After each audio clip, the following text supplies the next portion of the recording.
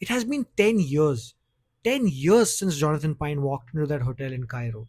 And 10 years since we saw Richard Roper get loaded into that van. The Night Manager season 1 wasn't just good TV, it was perfect. It was a complete story with a perfect ending.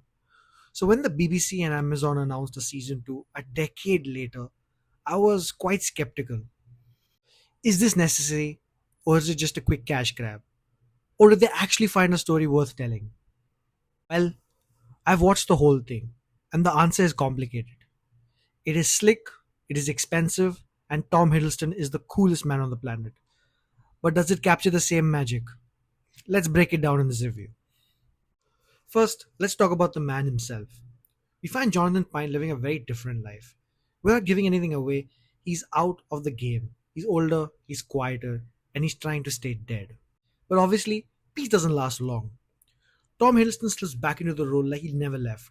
He plays Pine with the same polite, repressed intensity that made him so famous in 2016. You can see the trauma of the last 10 years in his eyes. He's harder and a darker version of the character.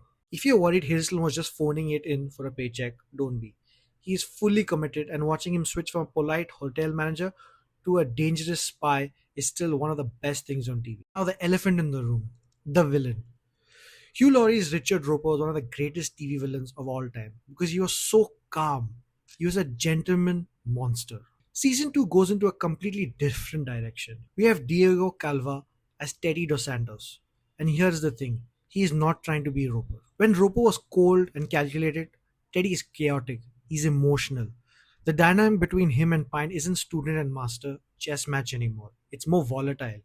It changes the entire energy of the show. It's less about psychological manipulation and more about immediate physical danger. Visually, the season is stunning. The budget has clearly gone up.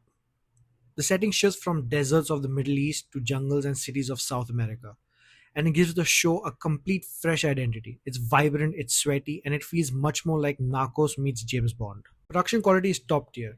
Every frame looks expensive. If you're watching this on a good television, it is a feast for the eyes. They definitely didn't cheap out on the locations.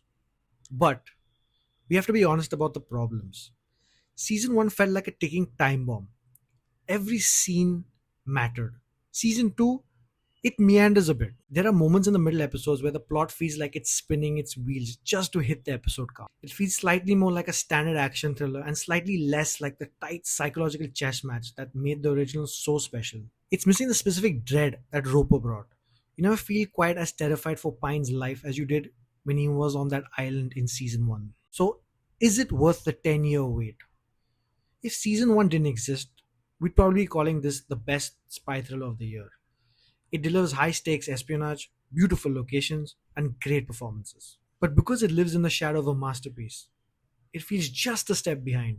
It's a fun ride, and if you love the genre, you will have a blast. Just don't go in expecting perfection. I'm giving The Night Manager Season 2 a solid 7 out of 10. Ultimately, the season proves that you can't always catch lightning in a bottle twice.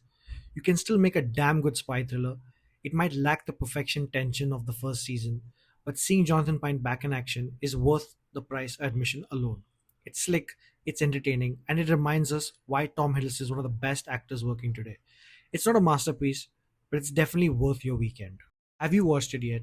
And do you agree with our rating? Or do you think it lived up to the hype? Let me know in the comments below. And if you want more honest reviews without the fluff, hit the like button and subscribe. Stay in the pop room, and I'll catch you in the next one.